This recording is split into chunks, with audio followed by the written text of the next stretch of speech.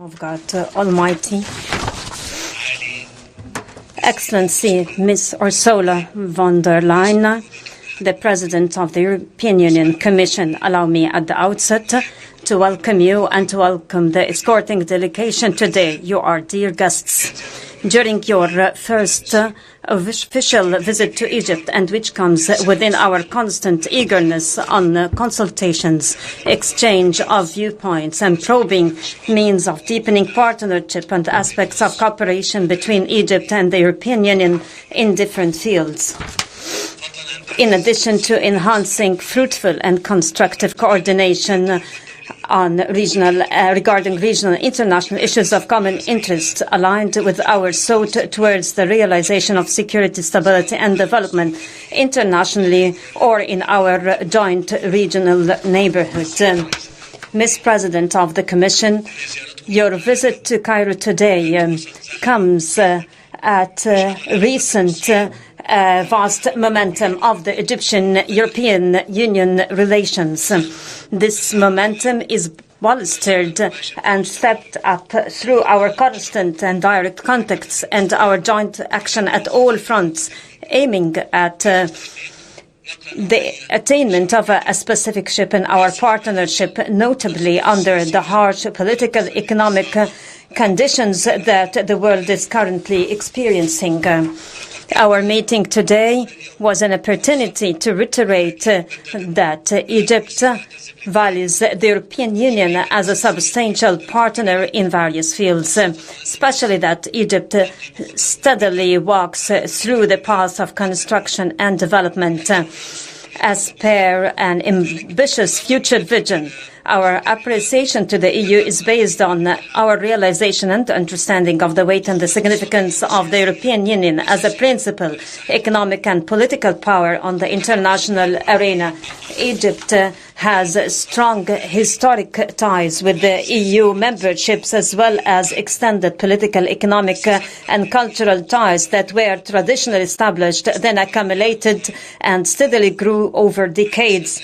Our relationships are based on mutual respect, cultural and civilized communication and mutual interests. Within this context, our talks today dealt with means of the realization of an aspired specific shift in the Egyptian-European Union partnership during the forthcoming period by the promotion of cooperation in a number of priority sectors within the Egyptian developmental vision: energy and clean energy, food security, digital transformation, electric transportation, modern agriculture and irrigation, artificial intelligence, vaccines production, mechanisms of encouraging European partnerships for the influx of further investments to Egypt, trilateral cooperation between Egypt and EU and our partners, the African continent, come at the top of our talks. Allow me, the President of the Commission, to welcome on this occasion the imminent adoption of the instrument of the priorities of partnership between Egypt and EU until 2027. It is a consensual, ambitious framework for the promotion and deepening partnership relations between Egypt and the European Union in the coming years in order to lay the foundation for a joint shift in institutional coordination between the two sides on the tracks of cooperation in various sectors and to realize mutual benefit for both sides. Our talks today had a special focus on means of enhancement and reinforcement of cooperation between Egypt and the EU in the fields of energy, be it in the field of natural gas or electricity connection. We agreed to instill pillars of strategic partnership between both sides in this viable field for the development, future and cooperation in the fields of technical financing and investment support to develop infrastructure for the production of green hydrogen as a source of clean energy. Our meeting equally touched upon our joint coordination in connection to international efforts in face of the climate change challenge. I updated Ms. President of the Commission on the latest preparations in Egypt for the organization, the themes set for hosting COP27 Global Climate Summit in Sharm el-Sheikh next November. We had concurrent views in consideration of this summit as a valuable opportunity for the international community opportunity to assiduously avail in order to agree on concrete executive steps at all pivots of international climate action and to give a strong impetus that is badly required now for the international efforts in face of the phenomenon of climate change as a common challenge to all of us as we are one human family. Ms. President of the Commission, you may agree with me that the international community is going through a critical stance that requires all parties to pursue wisdom and to give supremacy to the jargon of a constructive dialogue for the settlement of differences and the overcoming of common challenges. In this regard, I was keen that our constructive talks with your good self today tackle a number of vital issues of common attention internationally and regionally. We exchanged views on the manifests of the present international economic crisis, especially food security, soaring energy prices. I exchanged views with Ms. von der Leyen on the most prominent challenges related to the current international economic crisis and reviewed measures taken by the Egyptian state for maintaining the hard-earned gains realized by dear efforts and sacrifices made by the Egyptians during the years of economic reform. Then, in response to the crisis of corona pandemic and post-pandemic, we concurred on the necessity of working towards coordinated international efforts with all partners in alleviation of the impact of the international food crisis, particularly the most hit countries by its repercussions. We also concurred on the importance of providing technical and financial support to help those countries deal with the hike in prices of grains and food and agricultural goods, and the development of agricultural technology contributing to increasing productivity and accomplishing self-sufficiency.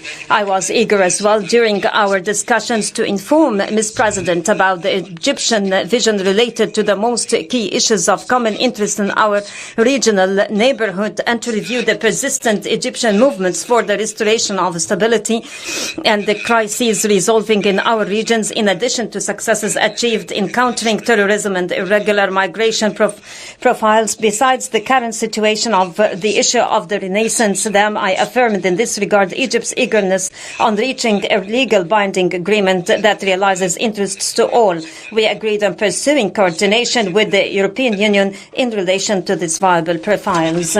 I additionally tackled steps taken by the Egyptian state recently towards its loftier goal, which is creating decent life conditions for its people, notably mega economic development projects, comprehensive social initiatives for the improvement of life quality for the citizens on the territory of Egypt, launching the first national strategy for human rights comprising an ambitious vision. We are taking steps for the promotion of the rights of citizenship, faith freedom, and combating terrorism out of our faith of the importance of dealing with human rights from a holistic perspective. On the other side, our talks dealt with the current Russian-Ukrainian crisis. I clarified the elements of our vision towards the crisis, its roots and consequences, affirming Egypt's preliminary stances that cling to the necessity of giving supremacy to a dialogue and peaceful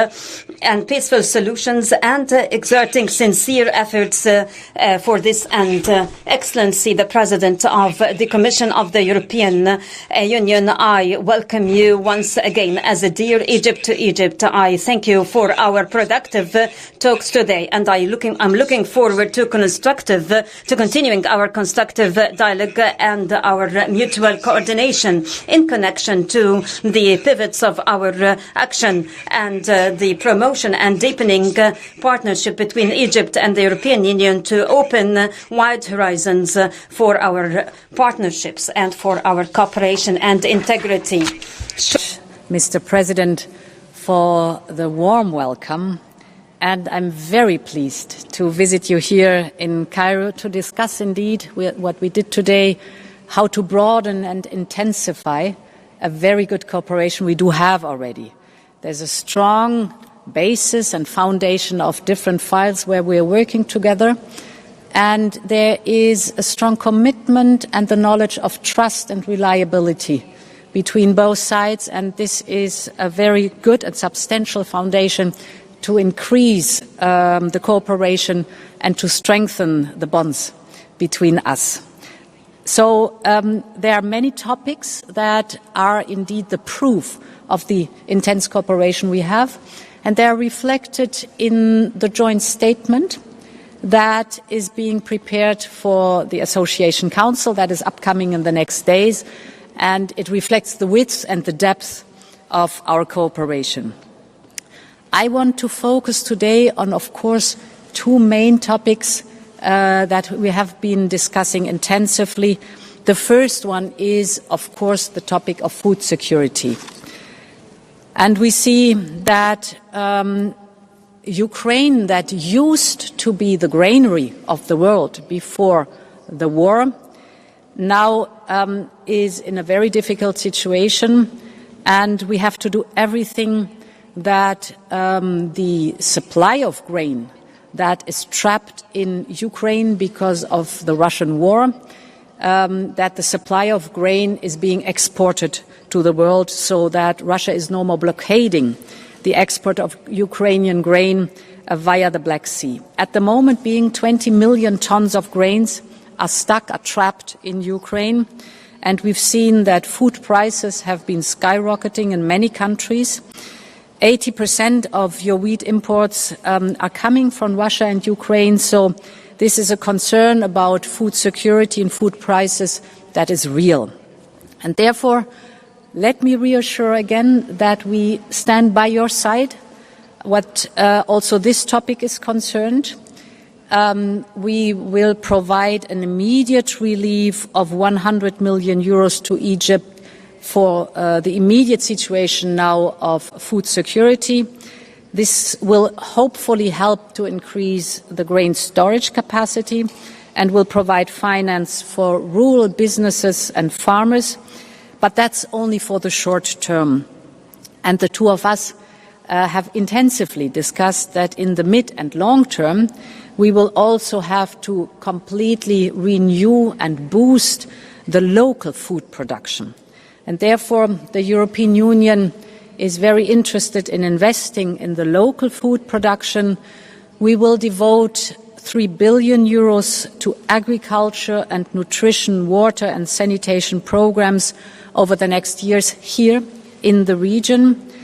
These investments will support food systems in your region and elsewhere, so that we can together discuss how to develop solutions and technologies that are fit for purpose here in Egypt.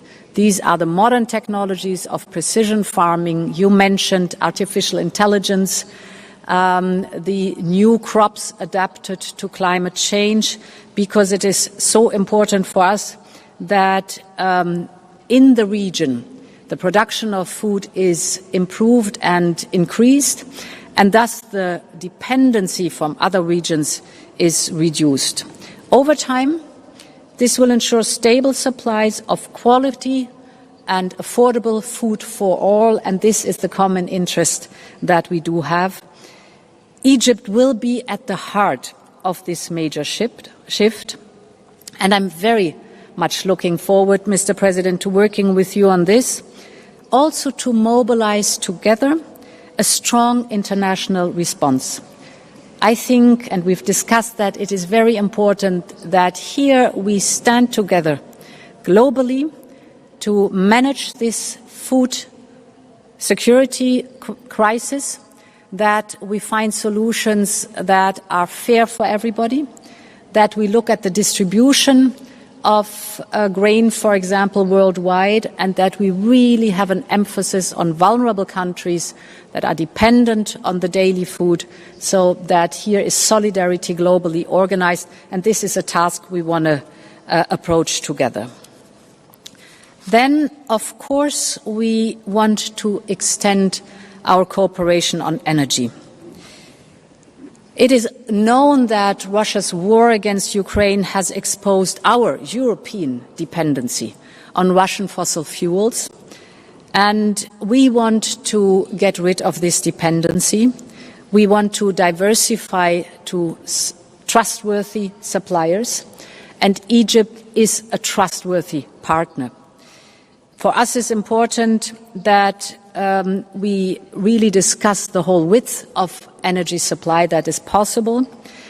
And today we are already taking a very important step, as we have in the morning signed a memorandum of understanding of natural gas delivery from Israel to Egypt, here the liquefying of the gas and then the transport to the European Union. This is a big step forward in the energy supply to Europe, but also for Egypt to become a regional energy hub. It is for us very important also to look forward into the new forms of energy, and these are, of course, the renewable energies. And here, I must say, you are in a very lucky position, as you have the resources that are necessary for renewable energies in abundance, the sun, the wind. So these will be the energies of the future, and the demand will be enormous. And therefore, it is in our common interest to explore together how to put the infrastructure and the technologies in place that are fit for renewables. We are, for example, together working on a hydrogen partnership. It's moving nicely forward, and we're both looking forward to launch it at COP27 in Sharm el-Sheikh. And this brings me indeed to the point COP27 in Sharm el-Sheikh. Egypt has the potential to be a leader in renewable energy production and export. And therefore, we all know that your country will play a crucial role in COP27 to keep the global community on track towards our goals, the climate goals, but also to boost the modern technologies for clean energy that is so necessary. So, Mr. President, thank you again for welcoming me here. We've made enormous progress on one hand, but we see also the width of topics that we have to work on together, and I'm very much looking forward to that. Thank you very much. Thank you. So.